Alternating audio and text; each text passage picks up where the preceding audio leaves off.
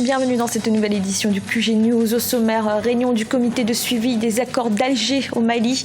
Gouvernement malien, représentants des groupes armés et MINUSMA y participaient. Un bilan des avancées a été réalisé. Le député sénégalais socialiste Barthélémy Dias entendu par le tribunal correctionnel de Dakar. Il comparait dans l'affaire du meurtre de Diaga Diouf, tué en décembre 2011. Et plusieurs experts se sont réunis à Malabo afin de réfléchir sur la problématique de l'alimentation en Guinée équatoriale. Objectif, proposer des solutions pour maîtriser la planification agricole. Mais tout d'abord, situation inédite au Cameroun. En l'espace de 12 heures, le pays a été frappé par l'effondrement d'un pont sur l'axe reliant Yaoundé à Douala, les deux plus grandes villes du pays. L'incident a lieu à environ 65 km de Yaoundé. Conséquence, Douala et Yaoundé ont été coupés. Les nombreux passagers ont été dirigés vers le train qui relie Yaoundé à Douala, baptisé Intercity. Ce dernier a déraillé ce vendredi à Esseka, une ville située à environ 100 km de la capitale. Le bilan de l'incident n'a pas encore été rendu officiel. Les précisions de notre correspondante Viviane Baoken. Nous sommes bien à la gare voyageurs de Yaoundé, en plein cœur de la capitale camerounaise. Ici, toutes les familles ont déjà pris d'assaut le rôle d'entrée de la gare voyageurs. Ils sont venus s'enquérir de l'état de leurs membres, des membres de leur famille qui ont pris le train de 10h30 ce matin en partance pour la ville de Douala. Donc pour le moment, on n'a pas de bilan officiel, si oui ou non il y a eu des morts sur le carreau, mais d'ores et déjà il y a des familles qui pleurent déjà comme ça leurs membres, il y a des familles qui pleurent leurs parents, des femmes qui pleurent comme ça leurs conjoints. Au Mali, le comité de suivi des accords d'Alger s'est réuni à Bamako les 19 et 20 octobre. La 12e session a regroupé le gouvernement malien, les groupes armés de la coordination des mouvements de l'Azawad, la MINUSMA et la communauté internationale. Elle s'est achevée sur une note de satisfaction. Reportage de notre correspondant Mokhtar Bari. Au Mali, la 12e session ordinaire du comité de suivi des accords d'Alger s'est tenue à Bamako du 19 au 20 octobre. Sous la houlette de la communauté internationale, le gouvernement malien ainsi que des représentants de la plateforme et de la coordination des mouvements de l'Azawad ont fait un bilan des avancées sur le terrain. Le décret de nomination des autorités intérimaires adopté en Conseil des ministres est une avancée notable selon les membres du comité. Au sortir de cette 12e session, tous affichent leur satisfaction. Je pense que ce qui fait un peu la fierté et la chance de cette 12e session du CSA, c'est qu'au niveau de la commission politico-institutionnelle, on a réussi, nous les partis au processus, c'est-à-dire la plateforme, la CEMA et le gouvernement du Mali, quand même, au moins ça a démontré que tout le monde sont de bonne volonté pour aller vers la mise en place des autorités intérimaires.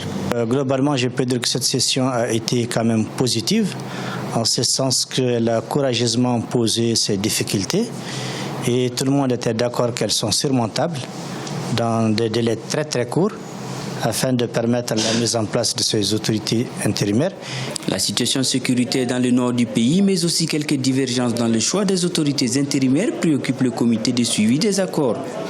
En effet, le choix des autorités intérimaires a suscité des mécontentements au sein de certains groupes armés qui s'estiment exclus. Il est hors de question que le CSA s'immisce dans des questions d'ordre interne au mouvement. Il est là pour encourager, pour aider à trouver des solutions, mais il ne pourra jamais suppléer au mouvement eux-mêmes pour trouver ces solutions. Le comité de suivi demande à la CEMA d'honorer son engagement à déposer la liste pour la mise en œuvre du Conseil national pour la réforme du secteur de la sécurité.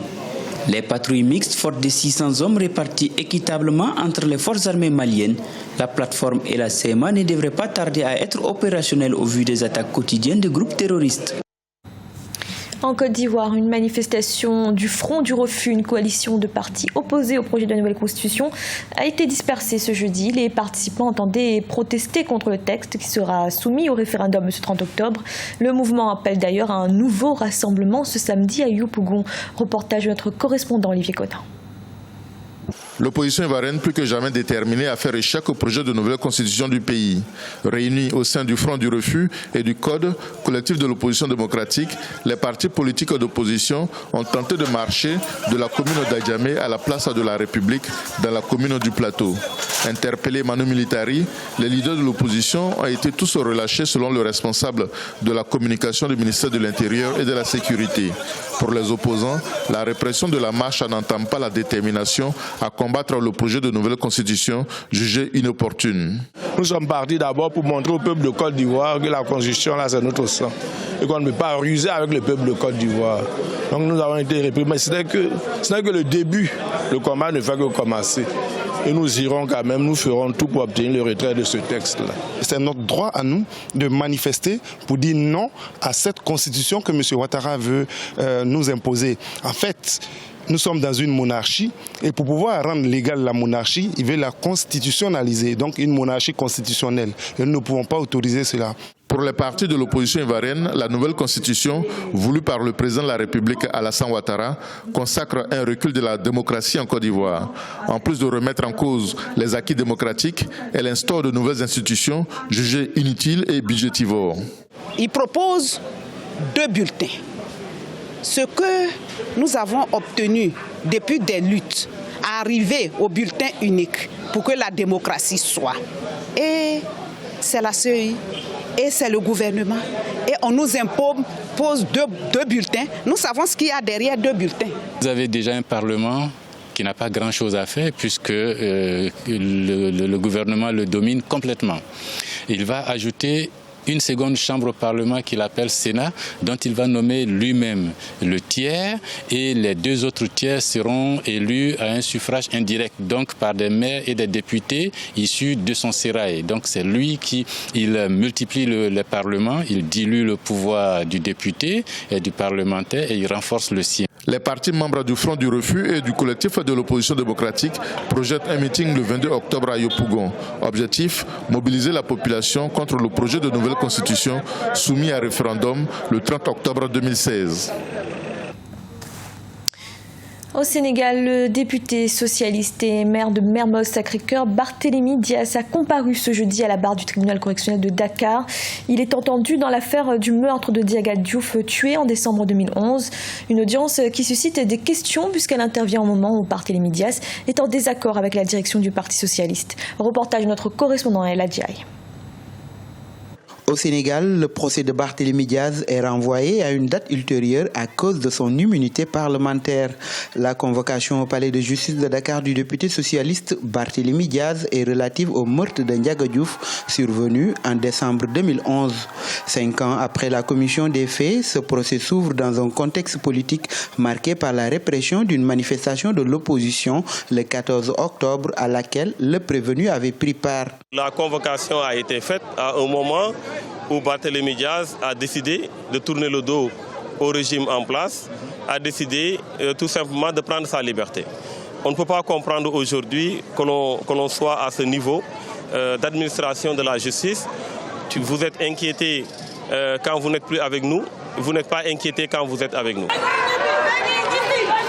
Pour ce procès, le procureur exige la levée de l'immunité parlementaire du député Barthélémy Dias avant de faire face à la justice. D'ailleurs, le maire de Mermoz-Sacré-Cœur a demandé à ses pairs de lever cette immunité parlementaire depuis plus d'1 an. Depuis 2 ans, il a demandé à ce qu'on enlève son immunité parlementaire.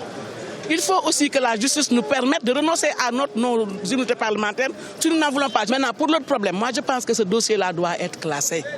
Vous vous rappelez du contexte politique qu'il y avait en ce moment-là. Je ne parle pas de la situation actuelle. Moi, le problème de Benno Bokk Yakaar est le cadet de mes soucis. Le problème, c'est la situation actuelle. C'est en 2011, vraiment, c'était vraiment la grande bataille entre politiciens. Ce qui s'est passé, mais ils n'ont qu'à rager ce dossier. Le maire de Mermoz-Sacré-Cœur a été appelé à la barre avec d'autres co-prévenus. On leur reproche, entre autres délits, association de malfaiteurs, rassemblement illicite suivi d'actions diverses, détention d'armes sans autorisation administrative, menaces verbales de mort, coups mortels, coups et blessures volontaires. Dans l'actualité également, dans le cadre de la journée de célébration des agriculteurs le 16 octobre, plusieurs experts se sont réunis à Malabo afin de réfléchir sur la problématique de l'alimentation en Guinée équatoriale. Objectif, proposer des solutions pour maîtriser la planification agricole. Reportage de notre correspondant Serge Kofi. Une agriculture productive afin d'améliorer l'alimentation des populations. Quel enjeu en Guinée équatoriale? La question préoccupe d'autant que le pays a d'énormes potentialités, un climat tropical et de grandes étendues de terres inexploitées. Malgré ce potentiel, la production agricole du pays est encore en dessous de la demande locale et les produits viennent encore des pays voisins. Il est important aujourd'hui pour le gouvernement d'inverser la tendance. Le ministère de l'Agriculture a un plan d'action. Nos techniciens travaillent avec les producteurs et avec les agriculteurs des districts pour produire des cultures spécifiques à chaque zone du pays. Cette production est destinée au marché local. Après cela, nous devons réussir l'exportation et la transformation des excédents. Comme la plupart des pays africains, la Guinée équatoriale fait face au défi de produire plus pour satisfaire les besoins alimentaires et nutritionnels de sa population en pleine croissance. L'enjeu pour le pays est aujourd'hui de s'adapter aux aléas climatiques et mettre en place une véritable tradition agricole. Maintenant, nous commençons à appuyer les petits agriculteurs avec de nouvelles technologies, des semences certifiées. Avec de bonnes attitudes, on peut développer petit à petit ce qu'on appelle l'agriculture familiale. Cela veut dire que de petites parcelles peuvent produire différents types de cultures agricoles et contribuer directement à la sécurité alimentaire du pays.